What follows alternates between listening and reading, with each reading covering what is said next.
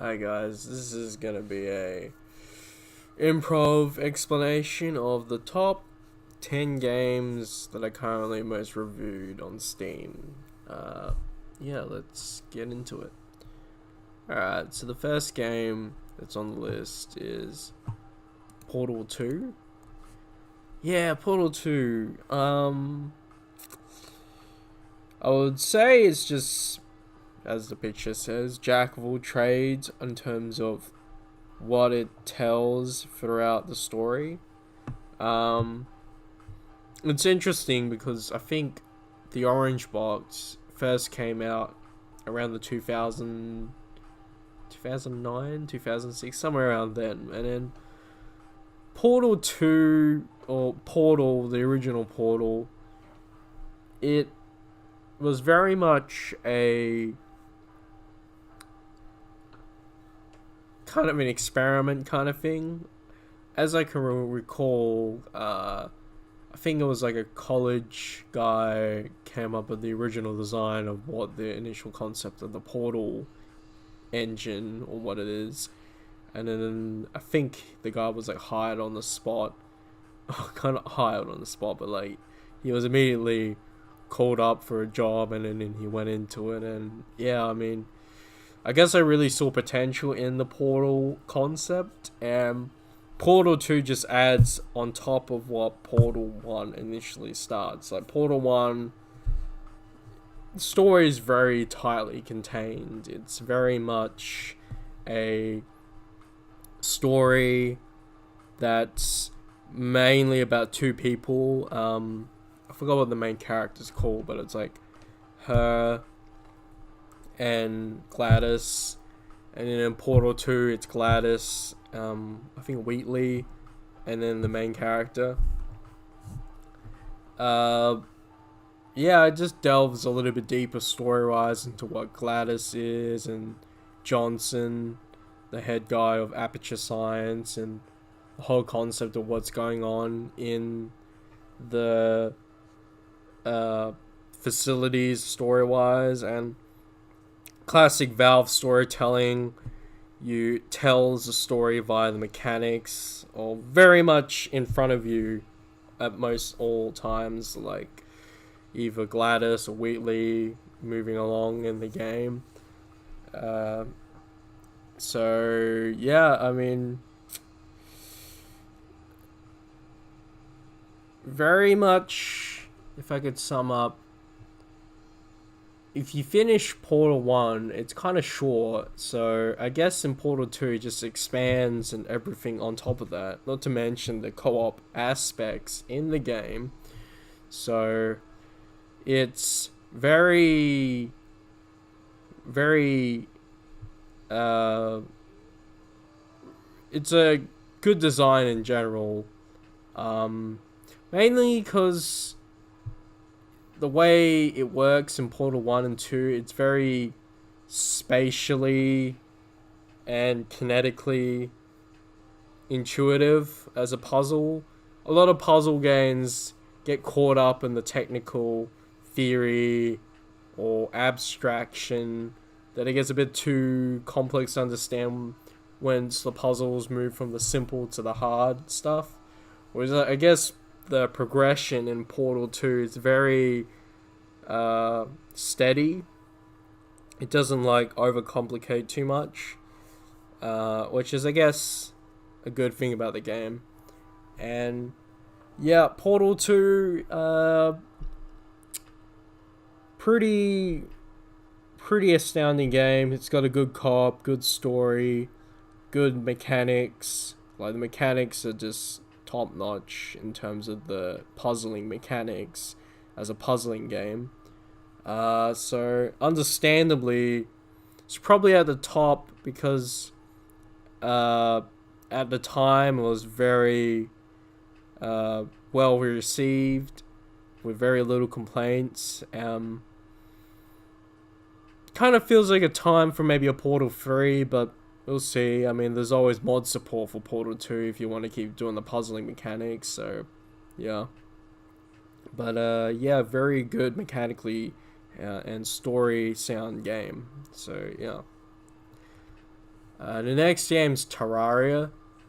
Um, I would say Terraria gets a lot of flack for I guess being compared to Minecraft because it's kind of like looting, crafting, building, and so on and so forth. But it would without if you don't actually play the game, you don't really understand why that's the case. If that makes sense, because very much Terraria, it's a very different concept in terms of Minecraft because Minecraft is very creatively built that you can do a lot of stuff. And when I got into it, the Ender Dragon goal wasn't in the game, so there wasn't really much of a goal during the development cycle of the game. I mean, as time has gone on, more development has gone on with the game, but with Terraria, it's different. It's more goal orientated with bosses, and there's like a goal in mind with visitors coming to your base. Yeah. The thing that I guess makes Terraria so popular, I don't know if it's like number 2 in placement, but it, I guess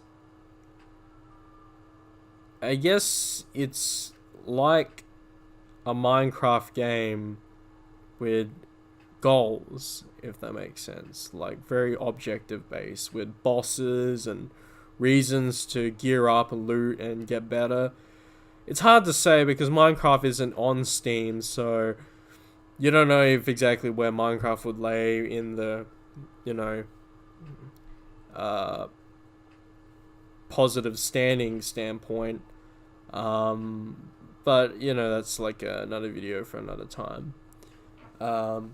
So if I could recall, Terraria, there's like a goal for every new challenge you get, because initially in the game it's like, oh, survive your first night, you know, wall up the zombies, try and survive, and then the second, or not second night, but yeah, like I think it's like red moon or something like that. But in the, when you dig down, you start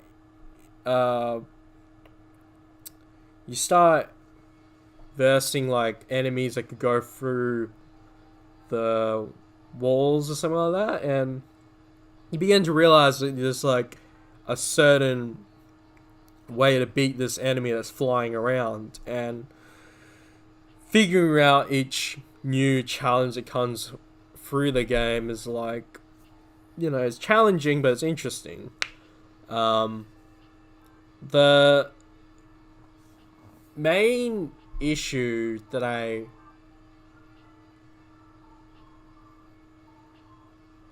the issue I have with Terraria is if the multiplayer was a lot more simpler to implement. But that's my only complaint about the game. Maybe it is simple, maybe you just need to look it up, but I don't know.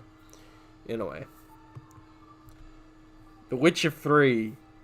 Now, The Witcher 3, I played a little bit of. It's mechanically sound as a fighting game. It's got all the works of what makes the game as a fighter interesting, and has like additional aspects to make it unique to the Witcher character himself, Geralt. I don't know if I pronounced that right, but anyway. The thing about this game is it's all about the narrative and the characters. Mainly characters. Like the characters you see are very unique, memorable, and maybe have reasons to care about these characters. And then obviously the narrative follows as per so on. It's interesting how the game flows, because it's kind of like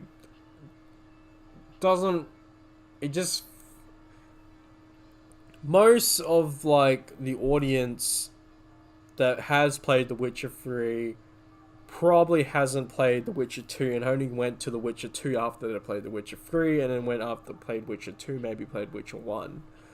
Um, I when I got into it, I got into Witcher 2, but um, yeah, I mean, it was an interesting game when it first came out, and then obviously Witcher 3 built on top of that. I mean, the mechanics are a little bit easier. I would say the game's a little bit easier in a sense, but Witcher 3's got a lot more open world aspects and side missions and so on and so forth, and it's very, you could lose yourself in the game. Like, there's this aspect or concept where it's like, how long do you travel in one direction before something happens, kind of thing. And I think it was like 40 seconds or a minute or something like that. It's very dense. Witcher 3, I mean, there's different components that make it why it is the top of the top in terms of what it is. The only other game that I could think of that has the same draw appeal or big announcement was like Elder Scrolls, Skyrim. Yeah, Skyrim. And then there was Mass Effect. And then there was a Halo franchise. Like, you can very much say that like The Witcher 3 would be a game to be remembered in history. Definitely something I should get into sometime. But yeah, I would say the draw card about this game is its narrative and characters, because without those, it doesn't really give you any reason to like play the additional side missions and leveling up. And the world building in this game is very deep in terms of the different characters and I guess mechanics of what these characters mean and do. I guess like as a Witcher, it's like your job to figure out why you should, you know, figure out the weaknesses, prepare for each battle, and so on and so forth. So yeah, in a way. Factorio. Now, if I could sum up like Factorio in one sentence, it's automation. Factorio is very much a concept of not being able to be in two places at once, but automating the process so that you're able to do that. I would say Factorio fills in that gap that like Minecraft had, where it's like mining and crafting, but in the concept of mining and crafting, but automation. There's this other one that's like 3D or first person that's in the same vein as Factorio, but two different games indeed. Viewing from a game from top down versus first person gives a different perspective of what you can do in a game. It's like the difference between playing Superhot VR or Superhot and then playing Hotline Miami. Like, one is like strategic and thoughtful, and the other is just reactive and thinking on the fly. Although, you know, Superhot is very, I guess, momentum based. But anyway, Factorio, I mean, I've been following it for a while. It's just I haven't really got into it because I guess my issue is the goal in the game. Like, my understanding when it comes to playing games like Factorio, or, well, not Factorio, but like when I played RimWorld, I put it on the hardest difficulty, or try to put it on the hardest difficulty to just drop you in the deep end of what to expect when it comes to difficulty. And then there's other games like Dark Souls or Sekiro that is just difficult up front, so you just get used to it. And then Factorio, it's like you can set your own difficulty, and I guess playing it with a friend, it's very mind-boggling the complexity of what Factorio can become, which makes it so intuitive using your mind to advance the narrative of the game rather than reacting to opposition in the game and just usually using violence to take out that process, because a lot of Factorio is kind of like indirect skill progression. You know, you automate a process, you make it more efficient, you speed it up, you do the various aspects of what a efficient factory is to essentially make an output of results, either through military production, or in simple terms, to reach the end goal, which is to escape the planet. So I like Factorio because it has a goal in mind, it has an end. A lot of problem with a lot of sandboxy games is that they just don't end, and it's mind-boggling to just even think of the concept of a game that just doesn't end till you die. And I don't know, it's personal preference, I guess. But anyway, Counter-Strike. Well, Counter-Strike's interesting because I only really experienced Counter-Strike, I guess, the first time on Xbox, ironically enough. Original Xbox on a system in the store, and when I played it, I was hooked. It was so different to all other FPSs that I've played because it's very much a game about realism in terms of damage mechanics and realistic guns and realistic movements. It's very, I guess, a response to what the game world was back then. I think it's 1998 or 1999, something like that, around 2000s when Counter-Strike first came out. It's kind of like a response to what other games that were out there. I mean, I'm not exactly sure when Call of Duty or Battlefield came out, maybe a little bit after, maybe a little bit before, but Call of Duty didn't really hit its stride till maybe Call of Duty 2 or maybe Modern Warfare. But that was like a different reason why that happened. But Battlefield, the draw card was like vehicles, and Counter-Strike was like its own machine of itself, where it's tight squads with communication being key and very much an objective with very short rounds. The problem with other games that came about prior to that era was, if you go all the way back, it's like Doom and Wolfenstein, and obviously if you advance a little bit forward, it's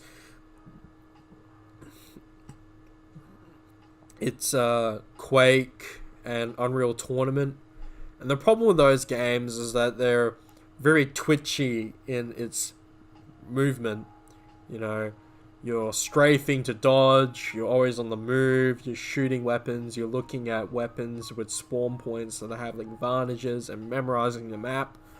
Counter-Strike moves in an opposite vein where you preemptively kill people to get money, to get better weapons, and you preemptively rewarded with better weapons to a cap until everyone has got good weapons.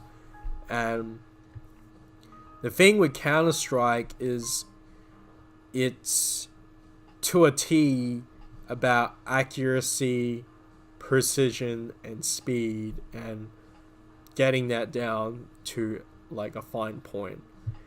I mean, it's crazy how like Counter-Strike in its competitive scene has come since its original inception. Counter-Strike, I mean, bit questionable where it is now, Counter-Strike Go, but very much a loved game of something of the past. And, you know, if you've been sticking to that game since then till Counter-Strike Go, it's like a relief that it's got the rank system now. But that's like another video for another time. Yeah. But Counter-Strike is very, I would say, a response to like what the games at the time are. It's probably the best Counter-Strike there was, maybe because for nostalgia purposes, but yeah, I mean, Counter-Strike, yeah, it's good because of the new shooter experience it offered, but yeah, anyway. Left 4 Dead 2, it's interesting to say when it comes to like cooperative games, you know, what's the magic number when it comes to co-op? Is it 5, 4, 3, 2? You know, and then, you know, Left 4 Dead, when Left 4 Dead first came out, it was a surprise, but I guess multiplayer for us in Australia, it wasn't quite as a boom as it should have been. It was on Xbox 360 and I guess PS3, and yeah, I mean, yeah, there was multiplayer, but you know, it didn't really catch on as it should have. Left 4 Dead 2 is an example of what co-op and what it means to work as a team, not to mention the competitive side of zombie and human with different mechanics that express different roles in a team.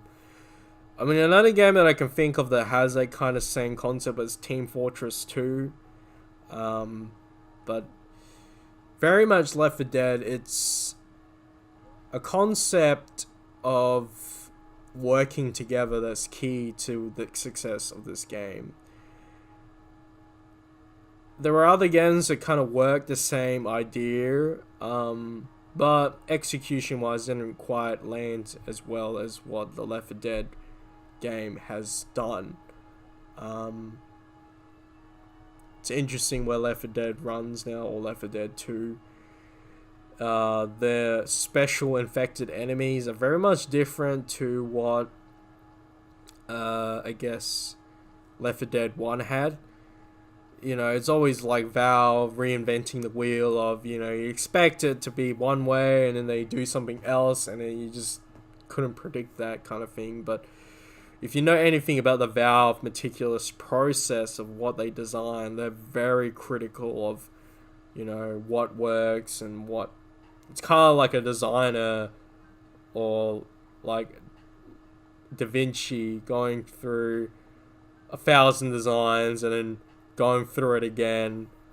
The concept of like the, I guess, the Mona Lisa smile where he knows about anatomy and the muscles in the individual part of the face to understand the inner depth of what makes a smile like that. And I guess with Valve, you know, they've been designing games, or the people they hire have been designing games and just own inner psychology of what makes a game kind of thing. And yeah. So I guess Left 4 Dead 2, it's co-op at its best, but even more sophisticated in terms of a already sound design of Left 4 Dead 1. So yeah. Euro Truck Simulator 2. Now, I don't know anything about the first Euro Truck Simulator, but I do know that like Euro Truck Simulator is like an expression of, I guess, wanting a game about relaxation and driving in a sense. Typical driving in real life, like, to say the least, what is the most universal thing that people often do to get from point A or work or point A to B, and that's driving in a sense. And typical driving, you know, maybe 5 kilometers, or I don't know what it is in miles, like maybe 15 miles or something like that. But, well, not 15 miles. I don't know what the translation is. But it's very short distances, whereas Euro Truck Simulator, although bigger in its scale of what the driving mechanics is, it offers a perspective of just driving long distances, and I guess only focusing on the driving of all aspects. And it's like, you know, how can we do this but very well in terms of the management aspects of driving and missions and so on and so forth, and economies of scale of getting money. Yeah, I mean, it's interesting because it's like, how could we do one thing well? And I guess this is what Euro Truck Simulator is about, is just providing the mundanity of driving and then making that, I mean, the way I see it is that when you're doing something as like automatic as driving, it automatically allows you to free up space for your mind to either maybe listen to an audiobook or just listen to music and just zone out, which I guess a lot of gamers don't really have when it comes to a lot of games. A lot of games, especially competitive online games like MOBAs, like League, or FPSs like Counter-Strike or Overwatch, or battle royales like Fortnite or PUBG or Apex,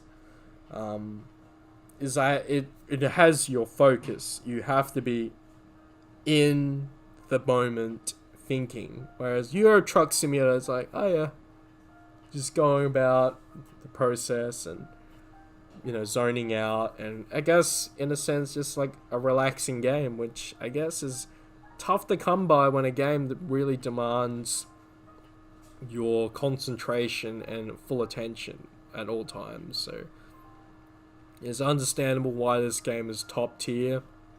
It does what it does, but very well. So yeah.